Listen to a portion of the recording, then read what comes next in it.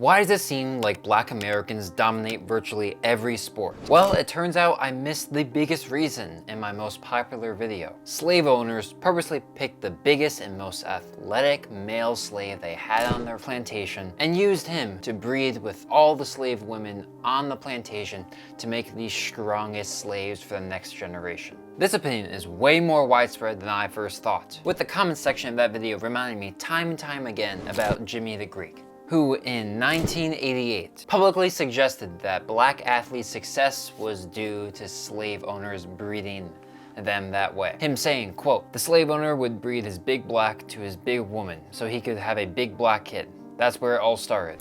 Of course, a little bit later, he was fired by CBS for reprehensible comments. But is this censorship? Does the media just not want people to hear the truth? Or was he just fired for spewing racist nonsense, whether that was on purpose or not? Hey guys, I'm your host Dylan, and today I will try to answer a question that is not appropriate to ask as an ESPN analyst, or CBS for that matter. Today I'm not trying to vouch for slavery, take away any achievements people have made, or shut people up for their bigoted questions. Instead, I'll look at what the research, the statistics, and the testimonies have to say, while staying as unbiased as possible to answer the question at hand. First, I'll look at the common idea of only the strong making it as slaves to America. Then I'll talk about the uniqueness of American slavery. Then I'll talk about the historical accounts of slave breeding. And lastly, if it happened, did it actually work? If I make any errors in this video, let me know in the comment section below, and I'll make a pinned comment showing all the mistakes I've corrected. To understand any claims about breeding, we have to start before the plantations, with how people were captured and traded in the first place. The Atlantic slave trade was one of the largest forced human migrations in all of history.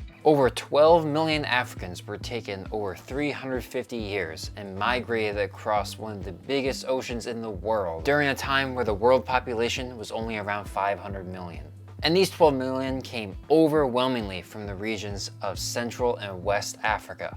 And it's important to note, so many people know now, that Europeans weren't the only ones here. Several African states like the Dahomey, Congo, the Oyo, the Ashanti, and Mali built political and economic power through slave raiding of fellow Africans. In the 1840s, King Gezo of Dahomey openly called the slave trade, quote, "the ruling principle of my people and the source and glory of their wealth." Decades earlier, King Adahunzo of Dahomey gave a speech saying, quote, "I admire the reasoning of the white men, but with all their sense it does not appear that they have thoroughly studied the nature of the blacks. You, Englishmen, are surrounded by the ocean, whilst we Dahomeans, being hemmed in amidst a variety of other people, are obliged by the sharpness of our swords to defend ourselves from their incursion and punish the depredations they make on us." To paraphrase the rest, because the speech goes on for a long time, he basically says that God created white men and black men with different minds and brains, and that black men will keep fighting and killing each other with or without the white men there. However, he adds that if the white men stop coming to buy slaves, that instead of selling people, they will resort to putting them to death. So basically, according to him, blacks were going to kill and raid each other anyways, and so the Europeans are really saving lives buying Africans from the continent. A really strange speech that breaks all the notions of how things should work, showing how the Atlantic slave trade is more complicated than most people try to make it out. But now to the key question. Did this system ensure that the strongest Africans were the ones that got shipped and survived to the Americas? The answer? No, they didn't really.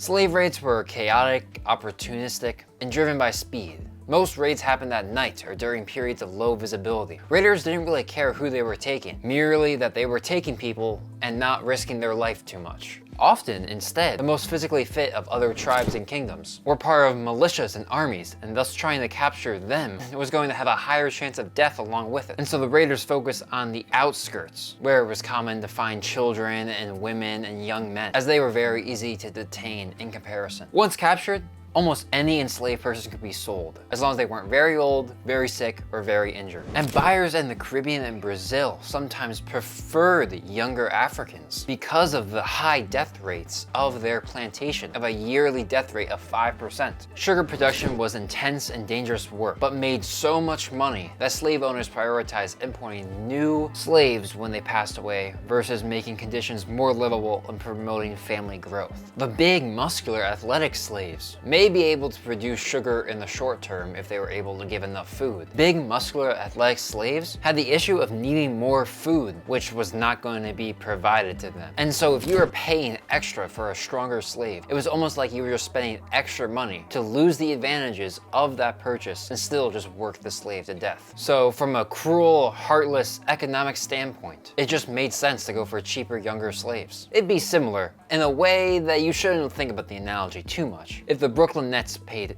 $80 million a year guaranteed to Luka Doncic, knowing he was going to be injured for 3 of those years, versus paying the sixth man $10 million a year guaranteed, but getting him for 2 years. And that death rate part was important, because being bigger or stronger didn't increase your chances of not dying from disease on a slave ship where you were shoulder to shoulder with other people, usually standing in excrements for weeks on end. When you look at the absolute numbers of deaths, around 2 million Africans died on the journey to the Americas. That's about 1 in 7 of all Africans. Yet another reason that prioritizing strength could just end up in losing more money. But that brings us to the next part of the story, the uniqueness of American slavery. American slavery had a feature that almost nowhere else in the world had: natural population growth. In the US, the enslaved population grew through natural births, which meant families, multi-generational communities, and a huge domestic slave market, in contrast to the system of mass importation in the Caribbean and Brazil. And when the Constitution banned the importation of new slaves in 1808, it just solidified this system even more. Every enslaver in the South had to have a way of reproduction in order to maintain his investments throughout his life and the following generations. This shift dramatically increased the incentives for slave child rearing. And through that, while only 3.5% of all slaves went to the modern day USA, at the time of the Mexican-American War,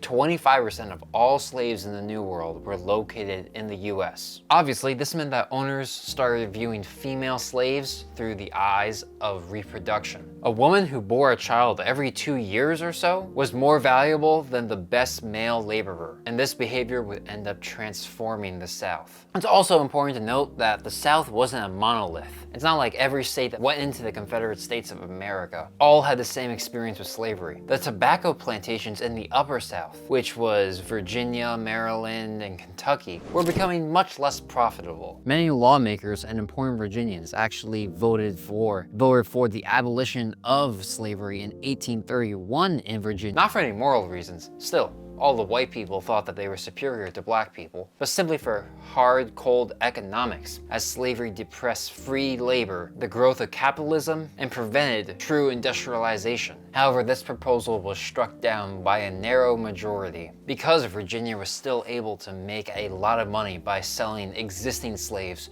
to the still profitable Deep South. As a result of the 1808 importation ban, slave owners began introducing incentives for slave women. Some enslavers offered food, reduced workloads, or the promise of keeping families together. Others intervened more directly in the reproduction process. Which brings us to the most sensitive part of this video. When people talk about slave breeding, they're not imagining better rations or lighter workloads. They're picturing forced reproduction. The biggest enslaved man paired with a huge amount of slave women to produce stronger, more valuable children. Sadly, there is evidence that this did occur. The evidence is uneven, partly because enslavers rarely documented their own cruelty in detail, and yes, many enslavers knew that what they were doing was cruel, at least parts of it, and partly because even after the Civil War, when slavery was abolished, blacks were not able to speak openly about their experience, given the potential violence that could happen as a result. But the accounts that we do have paint a horrific picture. Enslavers often value the few traits like height,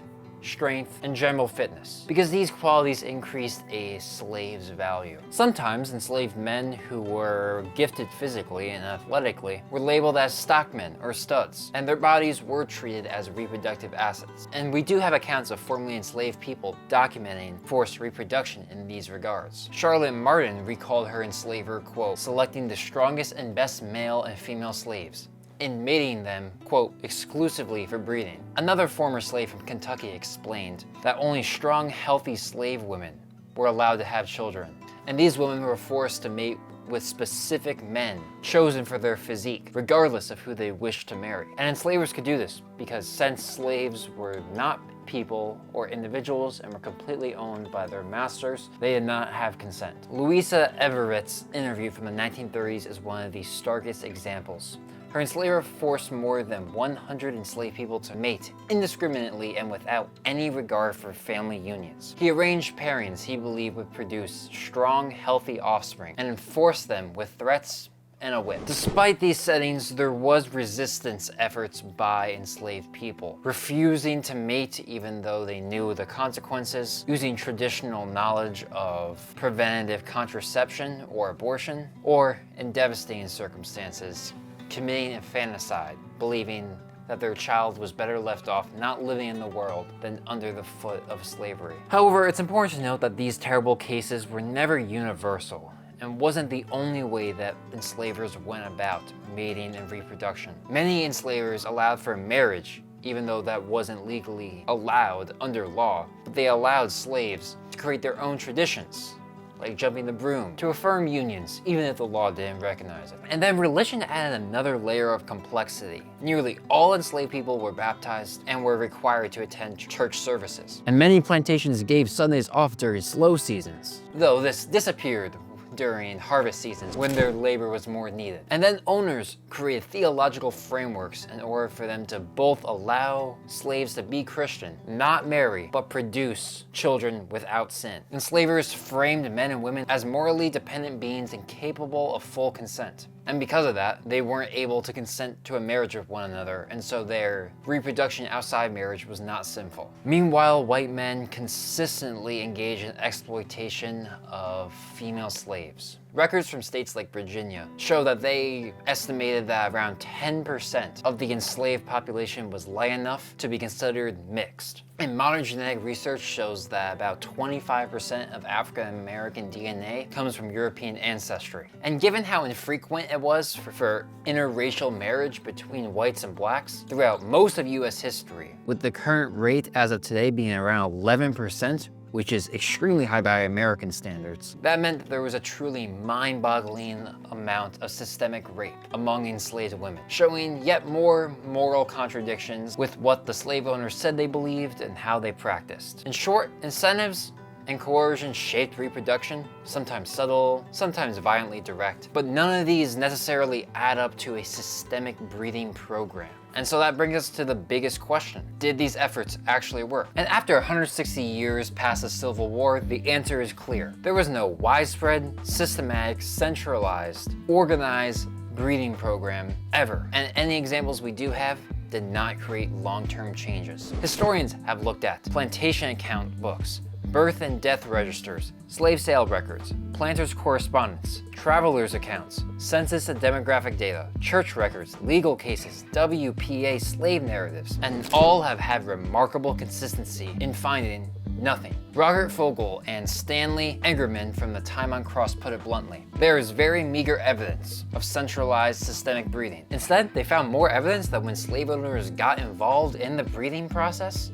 there were fewer births. This is easy to know, as research has found that emotional stress and rape decreases the fertility of women. So there were absolutely cases of forced breeding in the American slave system, with the express purpose of making stronger slaves. That fact is indisputable. However, these cases were never centralized, consistent, or even thought of for enough of an impact. It was a system that a few slave owners acted out, possibly because it was just less work for the slave owners to let slaves pick who they want to mate with themselves. In addition, an effective breeding program of the scale necessary to change the genetics was just not what the vast majority of slave owners had. By 1860, over half of slave owners had 5 or fewer slaves, and you just can't run a breeding program when you have numbers that small. As historian David Bryan Davis said, whatever selective breeding occurred under slavery was sporadic and unsystematic. It left no discernible genetic legacy from the slave's African ancestry. That part is key. The traits that may help in athletics already existed in Africa for millennia before. But are those the real reasons that Black Africans seem to dominate every sport you have on your TV?